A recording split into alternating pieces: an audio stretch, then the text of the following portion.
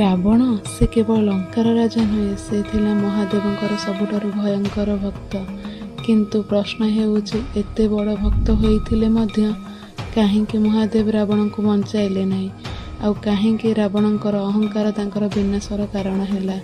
ଆଜିର ଏହି ଭିଡ଼ିଓରେ ଆମେ ଜାଣିବା ରାବଣ ଓ ମହାଦେବଙ୍କର ସେହି ରହସ୍ୟମୟ କାହାଣୀ, ଯାହା ଶୁଣିଲେ ଆପଣଙ୍କ ଶରୀର କମ୍ପି ଉଠିବ।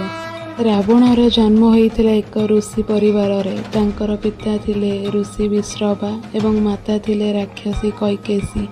ସେହିପାଇଁ ରାବଣଙ୍କ ଭିତରେ ଥିଲା ଏକ ପଟେ ଜ୍ଞାନ ଆଉ ଅନ୍ୟପଟେ ଭୟଙ୍କର ଅହଙ୍କାର। ଛୋଟବେଳୁ ରାବଣ ମହାଦେବଙ୍କ ଭକ୍ତିରେ ଲୀନ ଥିଲେ। ସେ ଦିନରାତି ଓମ୍ ନମ ଶିବାୟ ଜପ କରୁଥିଲେ। ଏକ ଦିନ ରାବଣ ନିଷ୍ପତ୍ତି ନେଲେ ସେ ମହାଦେବଙ୍କୁ ପ୍ରସନ୍ନ କରି ସବୁଠାରୁ ଶକ୍ତିଶାଳୀ ହେବେ। ତାପରେ ସେ କୈଳାସ ପର୍ବତ ପାଖକୁ ଯାଇ ଭୟଙ୍କର ତପସ୍ୟା ଆରମ୍ଭ କଲେ। ବର୍ଷ ପରେ ବର୍ଷ ବିତିଗଲା, କିନ୍ତୁ ମହାଦେବ ପ୍ରକଟ ହେଲେ ନାହିଁ। ତାପରେ ରାବଣ ଏମିତି କିଛି କଲେ ଯାହା ଶୁଣିଲେ ଆପଣ ଚମକି ଯିବେ। ରାବଣ ନିଜ ତଲୱାର ବାହାର କଲେ ଏବଂ ମହାଦେବଙ୍କ ପାଇଁ ନିଜର ଏକ ମୁଣ୍ଡ କାଟି ଅର୍ପଣ କଲେ। 1, 2, 3 ଏହିଭଳି ସେ 9ଟି ମୁଣ୍ଡ କାଟିଦେଲେ। ଯେତେବେଳେ ସେ 10ମ ମୁଣ୍ଡ କାଟିବାକୁ ଯାଇଥିଲେ, ସମସ୍ତ ବ୍ରହ୍ମାଣ୍ଡ କମ୍ପି ଉଠିଲା। ତାପରେ ପ୍ରକଟ ହେଲେ ମହାଦେବ।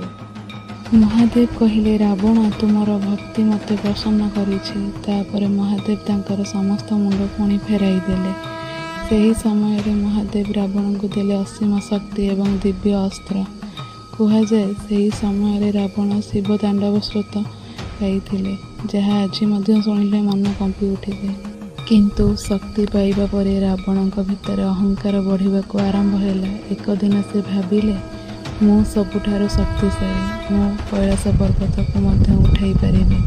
ତାପରେ ରାବଣ ନିଜ 2 ହାତରେ ସମଗ୍ର କୈଳାସ ପର୍ବତକୁ ଉଠାଇବାକୁ ଚେଷ୍ଟା କଲେ। ସେହି ସମୟରେ ମାତା ପାର୍ବତୀ ଭୟଭୀତ ହୋଇଗଲେ। ମହାଦେବ ରାବଣଙ୍କ ଅହଙ୍କାର ଦେଖି ଭୟଙ୍କର କ୍ରୋଧିତ ହେଲେ।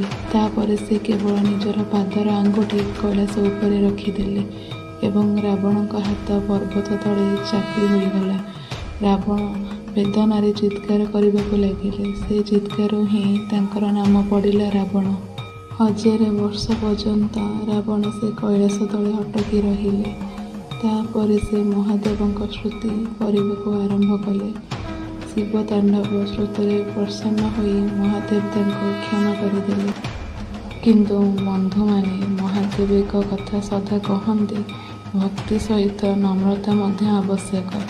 ରାବଣ ମହାଦେବଙ୍କ ଭକ୍ତ ଥିଲେ, କିନ୍ତୁ ତାଙ୍କର ଅହଙ୍କାର ତାଙ୍କୁ ଅନ୍ଧ କରିଦେଲେ। ସୀତାମାତାଙ୍କୁ ଅପହରଣ କରିବା ପରେ ତାଙ୍କର ବିନାଶ ନିଶ୍ଚିନ୍ତ ହୋଇଗଲା ଏବଂ ଶେଷରେ ଭଗବାନ ଶ୍ରୀରାମଙ୍କ ହାତରେ ରାବଣଙ୍କ ଅନ୍ତ ହେଲା। ତେଣୁ ବନ୍ଧୁମାନେ, ରାବଣ ଆମକୁ ଏକ ବଡ଼ ଶିକ୍ଷା ଦେଇଯାଏ।